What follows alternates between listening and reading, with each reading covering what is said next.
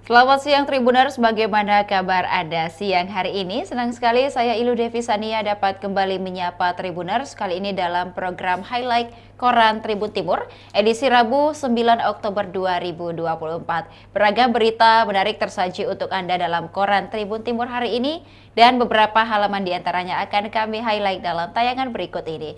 Tribuners, kita mengawali perjumpaan kita dengan halaman utama Koran Tribun Timur edisi hari ini terkait kampus negeri rawan pelecehan seksual.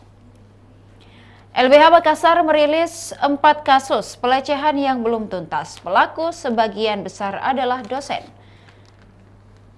Kasus kekerasan seksual di dalam kampus masih marak terjadi. Ironisnya, pelaku dominan adalah oknum dosen yang sejatinya menjadi panutan para mahasiswa. Berdasarkan data dari Lembaga Bantuan Hukum Makassar, sejak 2023 hingga tahun 2024, beberapa laporan masuk ke LBH Makassar untuk ditindaklanjuti. Staf perempuan, anak, dan disabilitas LBH Makassar, Nunuk Parwati Songki, mengatakan laporan mengenai kekerasan seksual di kampus tersebut telah menjadi perhatian LBH Makassar.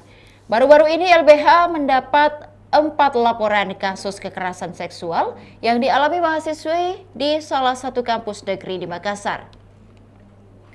Kasus-kasus itu diduga melibatkan pelaku dari kalangan sivitas akademika, terutama para dosen.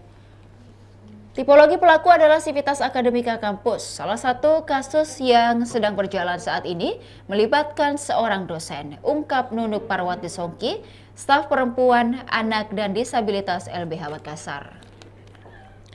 Korban dikabarkan trauma berat. Kasus pelecehan seksual di dalam kampus berdampak sangat serius pada korban, seperti kasus pelecehan yang terjadi di kampus Unhas beberapa waktu lalu. Ketua Satgas PKS Unhas, Prof. Farida Patitinggi, SHM Hum, mengatakan salah satu korban sampai mengalami trauma yang sangat mendalam. Bentuk traumanya adalah korban tidak mau lagi melakukan bimbingan akademik meski dosen pembimbingnya telah diganti.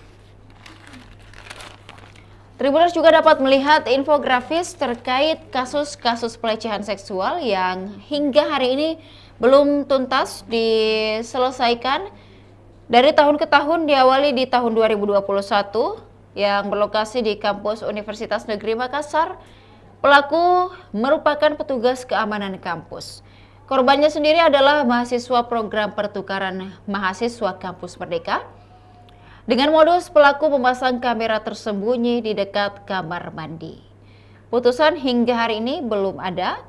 Kemudian di tahun 2022, masih dari kampus yang sama, Universitas Negeri Makassar, yang dilakukan oleh oknum dosen, dengan korban 4 orang mahasiswi dengan modus bimbingan akademik, putusannya pelaku dinonaktifkan. Beralih ke tahun berikutnya di Maret 2023 yang berlokasi di kampus UIN Alauddin Makassar, pelaku alumni UIN Alauddin, korban 10 orang mahasiswa, modus menawarkan bantuan untuk membuat kelengkapan tugas skripsi bagi mahasiswa tingkat akhir. Putusan belum ada. Kemudian di tahun ini 2024 di bulan Juni, lokasi kampus Universitas Hasanuddin yang dilakukan oleh kepala departemen dengan korban 4 mahasiswi, modus memberi motivasi kepada mahasiswi. Putusan pelaku dinonaktifkan sebagai kepala departemen.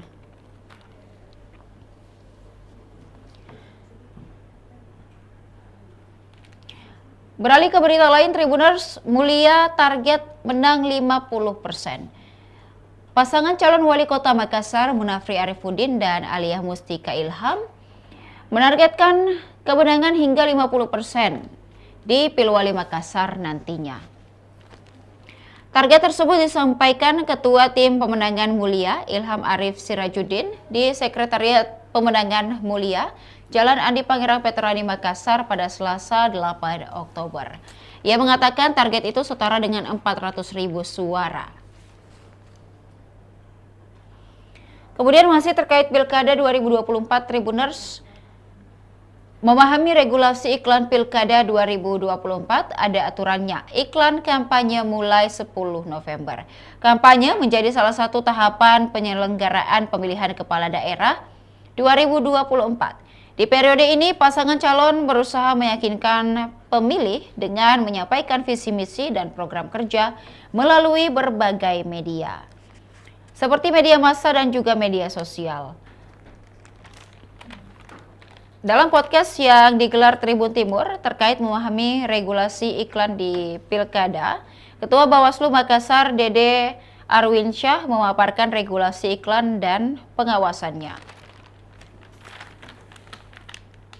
Kemudian peran Bawaslu awasi iklan kampanye. Sejak 23 September, KPU menetapkan paslon Pilkada diregulasi 3 hari setelah penetapan calon masuk tahapan kampanye.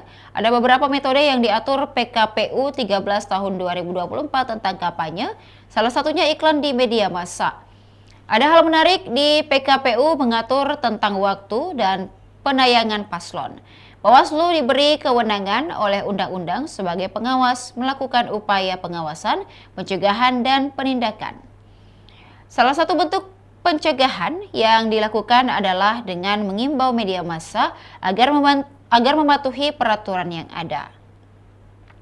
Kemudian ada batasan penting terkait regulasi. Salah satu hal penting yang diatur adalah waktu penayangan iklan, yang hanya boleh dilakukan 14 hari sebelum hari pelaksanaan pilkada, yaitu mulai 10 November 2024.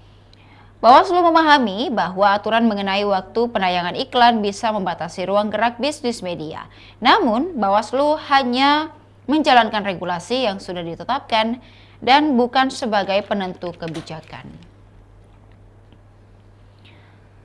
Selain itu, Tribuners, di halaman utama Koran Tribun Timur edisi hari ini, ada juga berita terkait dunia sepak bola.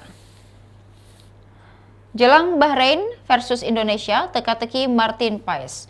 Timnas Indonesia masih menunggu kepastian apakah Martin Paes akan diturunkan sebagai penjaga gawang Garuda saat menghadapi Bahrain di laga kualifikasi Piala Dunia 2026 di Bahrain National Stadium pada Kamis 10 Oktober 2024 pukul 23 waktu Indonesia Barat.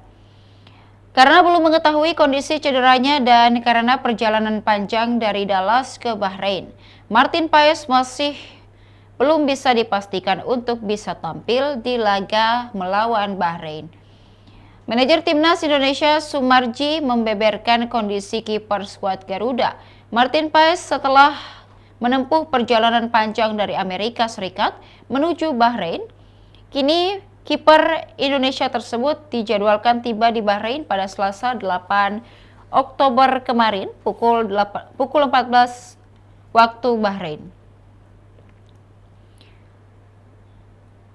Sumarji membeberkan untuk saat ini pihaknya belum tahu pasti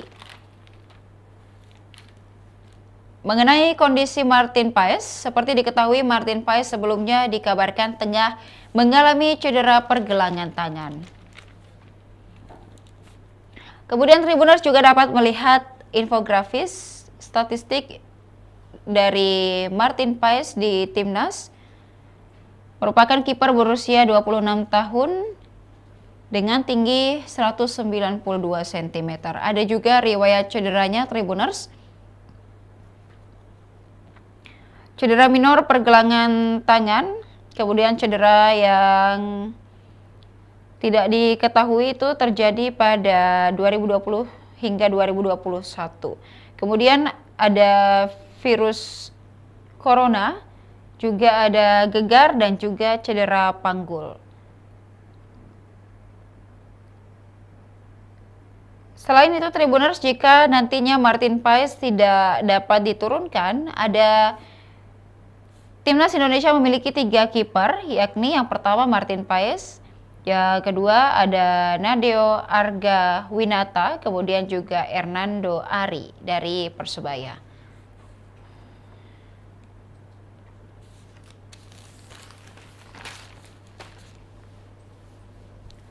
Dari halaman utama Tribuners, kita beralih ke halaman 6 Koran Tribun Timur edisi hari ini pada rubrik Makassar.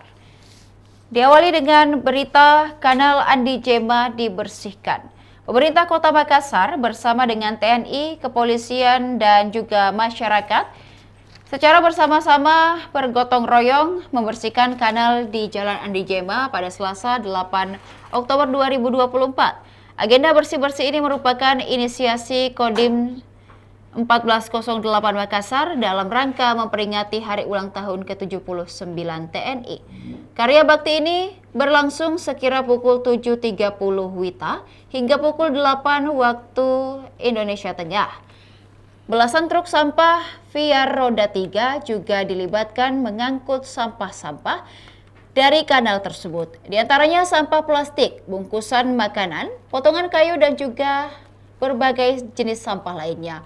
Mereka bahu-membahu mengambil sampah yang dibereskan. Dengan kantong plastik dan karung, petugas kebersihan juga TNI dan kepolisian mengevakuasi sampah satu persatu.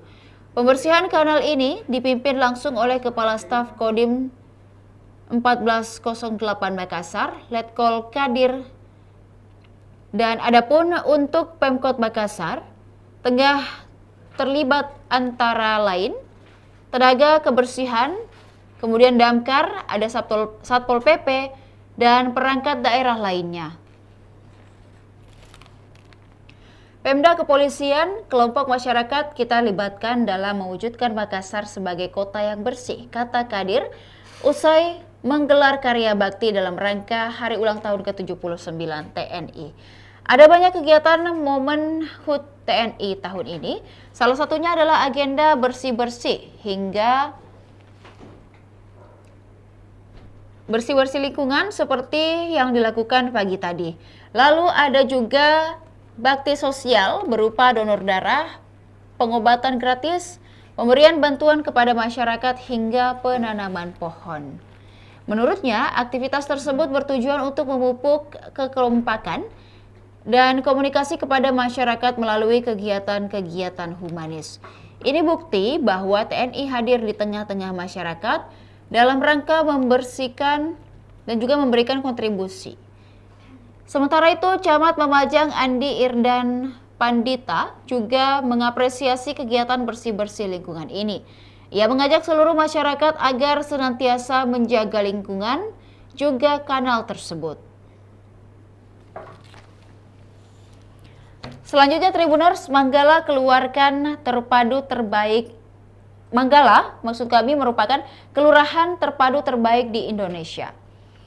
Kelurahan Manggala, Kecamatan Manggala mencetak sejarah baru bagi Kota Makassar dengan keberhasilannya meraih juara 1 tingkat nasional dalam Lomba Desa atau Kelurahan Terpadu tahun 2024 oleh Kementerian Dalam Negeri. Dilansir dalam website resmi Pemkot Makassar, penghargaan tersebut diserahkan dalam acara Temu Karya dan Penghargaan Desa dan Kelurahan Berprestasi yang berlangsung di Gedung Siranrawa, Denpasar, Bali pada Selasa 8 Oktober 2024.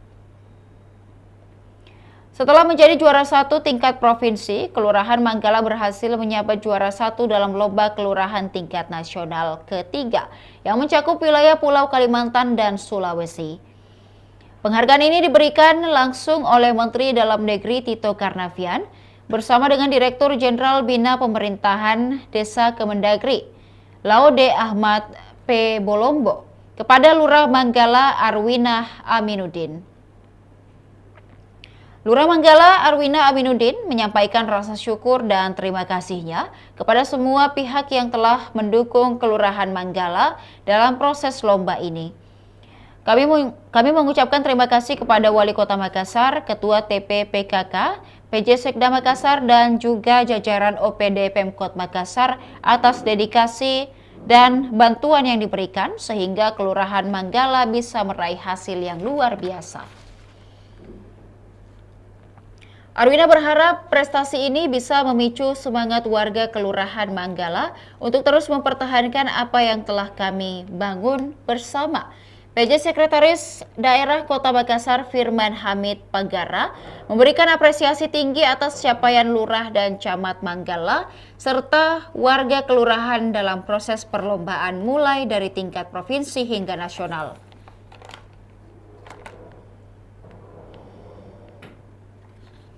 Kemudian Tribuners ASN diingatkan jaga pose jari saat selfie.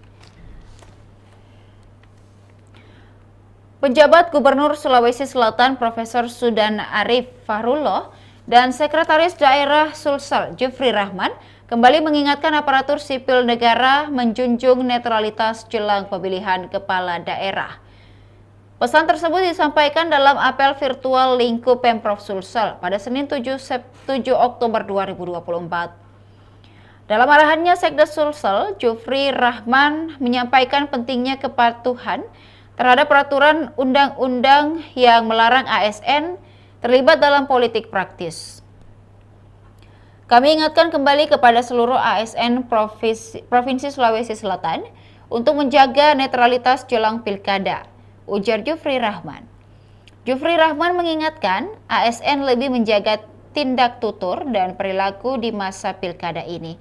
PJ Gubernur Sulsel Profesor Sudan Arif Fahrullah juga menegaskan dan menekankan ASN harus waspada dan tidak mudah terpengaruh ajakan atau tekanan dari pihak-pihak yang berkepentingan secara politik.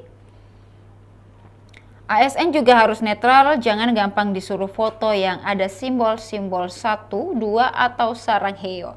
Tegas Prof. Sudan, netralitas ASN memang jadi perhatian khusus jelang pilkada serentak. Apalagi 3 ASN Sulsel sedang diproses Bawaslu usai foto viralnya mendukung salah satu paslon. Mereka pun terancam sanksi dan juga dalam PP nomor 94 tahun 2021 tentang disiplin pegawai negeri sipil. Sebelumnya, PJ Gubernur Sulsel Prof. Sudan sudah menyebarkan edaran netralitas ASN.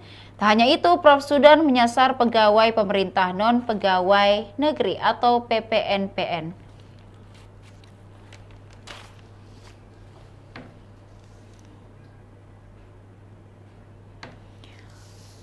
Kemudian Tribuners, ada juga berita terkait sesak nafas wanita berat 100 kg lebih dievakuasi damkar. Petugas Dinas Pemadam Kebakaran Kota Makassar mengevakuasi seorang perempuan berinisial RR 37 tahun yang mengalami obesitas dari dalam kamar rumahnya di Kelurahan Pandang, Kecamatan Panakukang, Makassar pada Senin malam. Evakuasi dilakukan oleh tim rescue damkar karena RR mengalami kesulitan berdiri akibat sesak nafas. Dalam rekaman video yang beredar, terlihat RR yang diduga memiliki berat badan sekitar 100 kg diangkat oleh petugas ke atas tanduk, kemudian dibawa keluar. Setelah itu ia diangkut ke dalam mobil dan dilarikan ke Rumah Sakit Grestelina untuk mendapatkan perawatan medis. Kasih Rescue Damkar Makassar, Idam Halid mengatakan membenarkan bahwa evakuasi dilakukan setelah keluarga korban meminta bantuan ambulans namun tidak kunjung tiba. Korban mengeluhkan sesak napas dan ingin dibawa ke rumah sakit. Karena ambulans tak kunjung tiba, akhirnya pihak keluarga menghubungi damkar. Apalagi rumahnya dekat dari pos damkar Pengayoman. Kami membantu evakuasi dengan mengangkat korban ke mobil, lalu mengawal hingga ke rumah sakit. Idam juga menjelaskan bahwa RR mengalami obesitas sehingga sulit bagi keluarga untuk membawanya ke mobil tanpa bantuan. Dugaan kami berat badannya memang cukup besar sehingga keluarga kesulitan. Proses evakuasi tersebut melibatkan 10 petugas rescue damkar Makassar. Berita terakhir yang ada di halaman 6 ini Tribuners terkait pembonceng Ustaz Maulana ditilang Rp250.000. Pemotor viral membonceng Ustaz Nur Maulana tanpa helm akhirnya ditilang Satuan Lalu Lintas Polrestabes Makassar. Hal itu diungkapkan Kasat Lantas Polrestabes Makassar, Kompol Mamat Rahmat, kepada Tribun Timur pada Selasa 8 Oktober 2024. Sudah ditilang dan sudah bayar juga denda tilangnya dengan Briva, kata Kompol Mamat dalam keterangan tertulisnya. Denda tilang terhadap pemotor itu sudah sesuai dengan Undang-Undang Lalu Lintas Angkutan Jalan. Denda tilang sesuai dengan Undang-Undang LLAJ nomor 22 tahun 2002 sebesar Rp250.000. Di lain sisi, Ustaz Maulana juga telah menyampaikan permohonan maaf atas tindakannya yang viral tidak mengenakan helm. Permohonan maaf itu disampaikan setelah Ustaz Maulana dihubungi oleh personel Lantas Polrestabes Makassar, Bribka Mahir Dengrani. Terkait video viral di Jalan APP Teradi terkait Ustaz Maulana yang tertangkap kamera berboncengan tanpa menggunakan helm. Kami sudah menghubungi beliau dan beliau menyampaikan permohonan maaf karena tidak sengaja, kata Bribka Mahir dalam rekaman video yang dikirim Kasat Lantas. Beliau beralasan sangat buru-buru. Awalnya beliau menumpangi mobil dan buru-buru turun, kemudian naik motor untuk sampai tujuan.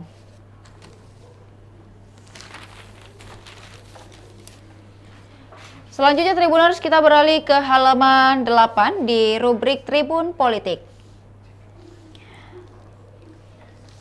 Highlight pada halaman 8 ini terkait isu poligami yang terpa Andi Sudirman Sulaiman. Jubir mengatakan ini fitnah yang sangat keterlaluan. Di tengah masa kampanye pemilihan Gubernur Sulsel, calon Gubernur Sulsel Andi Sudirman Sulaiman diterpa isu poligami dan tuduhan membongkar rumah tongkonan Toraja di rumah jabatan Gubernur Sulsel. Isu poligami ini sudah berhembus sejak Agustus 2024 lalu hingga sekarang, dan Andi Sudirman yang diterpa isu ini juga sudah beberapa kali menepisnya dengan menyebut bahwa istrinya hanya satu.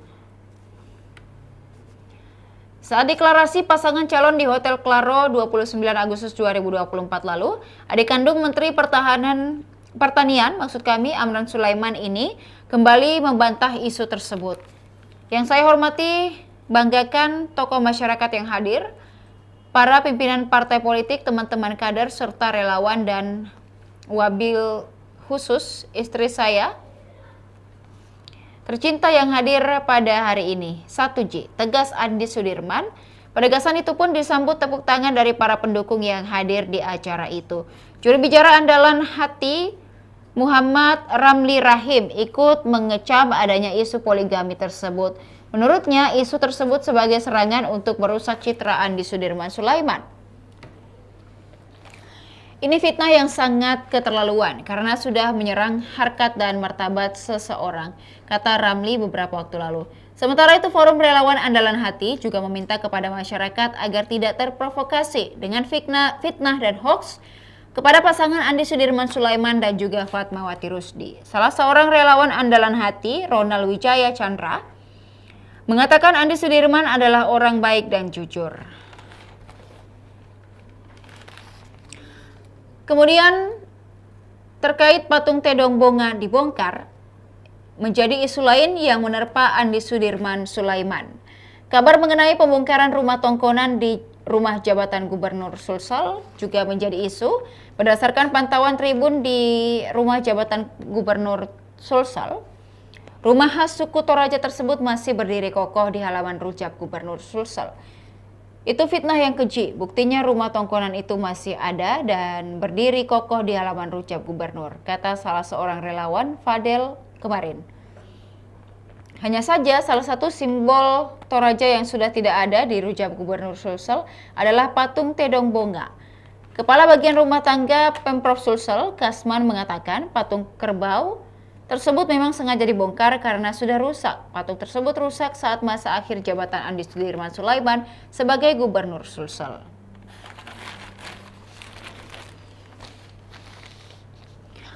Selanjutnya Tribuners, adik Wakil Bupati Goa dukung hati damai. Adik kandung Wakil Bupati Goa, Abdul Rauf Malagani, Kasmawati Malagani, menyatakan dukungan pada pasangan Husnia Talandreng dan juga Darmawang Syahmuin atau hati damai di Pilkada Goa nantinya. Kasmawati merupakan salah satu tokoh perempuan di Paranglowe Goa. Menurut Kasmawati, pasangan dengan tagline berua, Goa Lebih Maju, disebut-sebut memiliki program yang relevan bagi masyarakat Goa, khususnya kaum perempuan. Kasmawati juga menyampaikan kekagumannya terhadap 9 program unggulan yang ditawarkan pasangan Hati Damai. Ia menilai program-program tersebut berpotensi membawa dampak signifikan, terutama dalam hal pendidikan, kesehatan, serta pemberdayaan perempuan. Isu yang ia anggap sangat krusial. Program-program yang mereka tawarkan benar-benar menjawab kebutuhan nyata masyarakat, khususnya perempuan di Goa. Saya yakin jika terpilih, mereka mampu merealisasikan visi ini dengan baik, ujar Kasmawati dengan penuh optimisme. Sebagai tokoh perempuan yang telah lama aktif dalam pemberdayaan masyarakat, Kasmawati merasa bahwa Husnia Talenrang dan juga Darmawang Syamuin bukan sekadar pasangan kandidat biasa. Mereka telah membuktikan komitmen kuat dalam memperjuangkan hak-hak masyarakat selama menjabat di DPRD Provinsi Sulawesi Selatan. Perempuan di Kabupaten Goa memegang peran kunci dalam kehidupan sehari-hari dari ekonomi keluarga hingga pendidikan anak. Maka program pemberdayaan perempuan yang diusung Hati Damai ini menjadi sangat penting bagi masa depan Goa. Kasmawati menekankan bahwa perhatian pada hak-hak perempuan bukan hanya soal kesetaraan, tetapi juga untuk memastikan bahwa kaum perempuan dapat berperan aktif dalam pembangunan daerah. Ia berharap jika Husnia dan juga Darmawangsa menang di Pilkada, mereka akan memberikan perhatian khusus pada isu-isu perempuan serta memastikan potensi kaum perempuan dalam setiap aspek kehidupan sosial dan ekonomi. Masih terkait Pilkada, Tribuners dari Kota Makassar, Pilwali Makassar, dari pasangan Seto dan juga Reski. Jubir menyampaikan Pak Seto bukan coba-coba. Program pasangan calon wali kota Makassar dan Wakil Wali Kota Makassar Andi Seto Gadis Taasapa dan juga Reski Mulfiati Lutfi atau Sehati terdepan dalam hal menangkap aspirasi masyarakat. Hal itu ditunjukkan lewat event visi, misi, dan program Makassar Nyaman.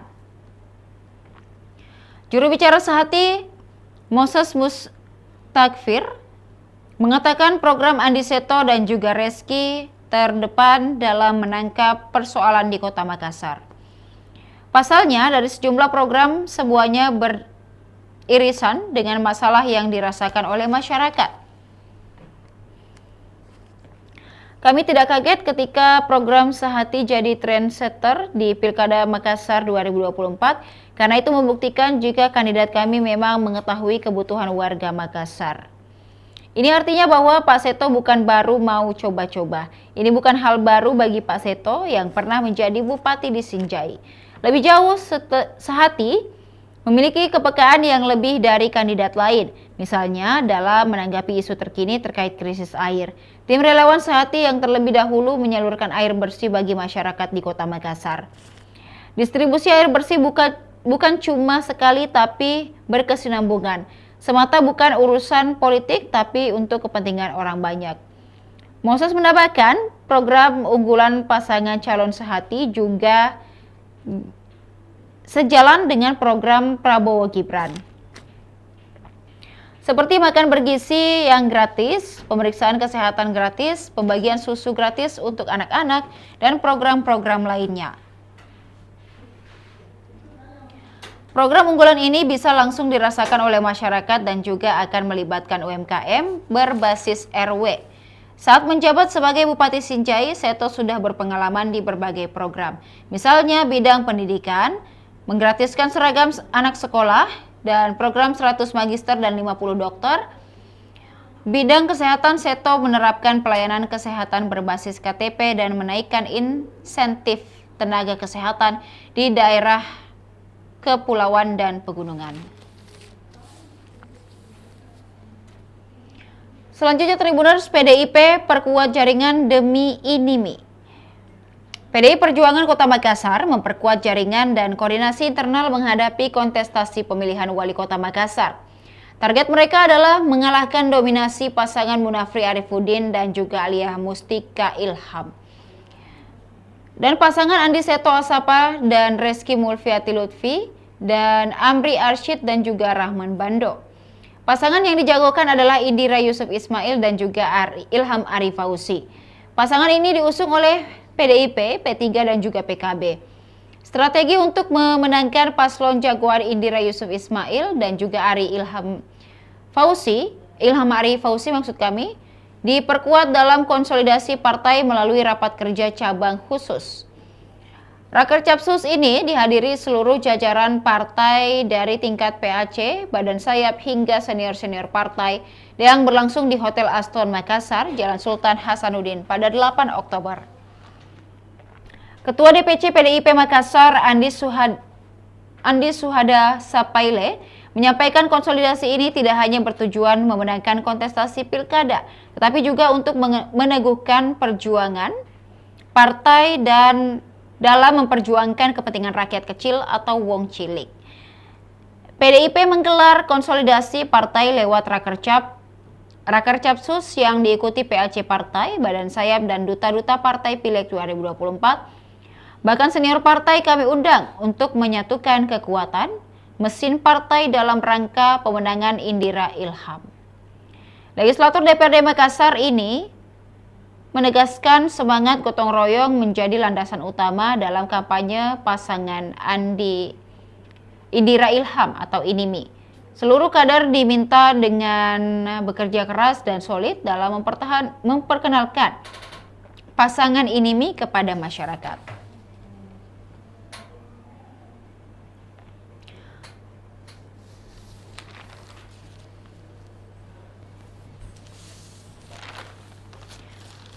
Kemudian Tribuners, masih ada beragam berita menarik tersaji untuk Tribuners dalam koran Tribun Timur edisi hari ini. Dan bagi Tribuners yang tertarik untuk membaca secara keseluruhan, dapatkan koran Tribun Timur di agen-agen terdekat. Dan untuk berlangganan koran Tribun Timur 1 bulan Rp80.000 dan juga 1 tahun Rp1.000.000, Tribuners dapat menghubungi hotline subscriber di 0411 811 5500 atau hotline Tribun Family Card di 081 1413 5555. Demikian highlight koran Tribun Timur edisi hari ini. Jangan lupa untuk tetap saksikan program menarik lainnya hanya di kanal YouTube dan Facebook Tribun Timur, mata lokal menjangkau Indonesia.